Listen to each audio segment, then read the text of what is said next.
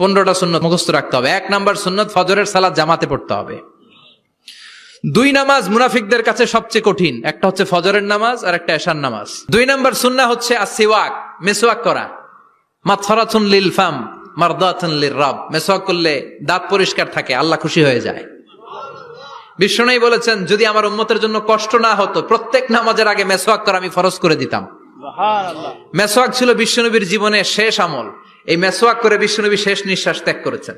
বিষ্ণু বলতেন, নি'মা সিওয়াকিয়া যাইতুন ফাইন্নাহু সিওয়াকি ওয়া সিওয়াকুল আমবিয়া মিন ক্বাবলি।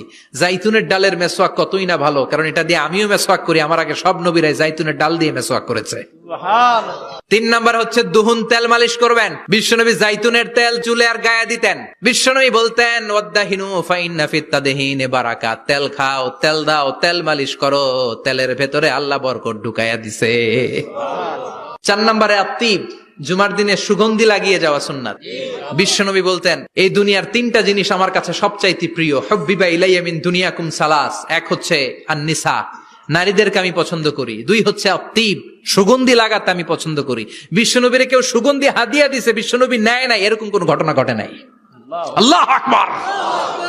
আবার বিশ্বনবী বলতেন, আরবাউন মিন সুনানিল মুরসালিন, 4টা সুন্নাত সব নবীদের সুন্নাত। 1 নম্বরে আল হায়া, মানে লজ্জা। আরেক বর্ণনা এসেছে আল খিতান, মানে সুন্নাতে খাতনা, এটা সব নবীদের ছিল। আর সেওয়াক, সব নবীরা মেসওয়াক করেছেন। আত্তিব, সব নবীরা আতর লাগিয়েছেন। আর নিকাহ, সব নবীরা বিয়েও করেছেন। চিল্লায় পড়েন আল্লাহু আকবার। আর লিবাস আহসানা সিয়াব, সুন্দর জামা পরা। নট নেসেসারি যে নতুন জামা হতে হবে, পুরাতন জামাও ধুয়ে আয়রন করে পরলে একটা সৌন্দর্য আছে না নাই?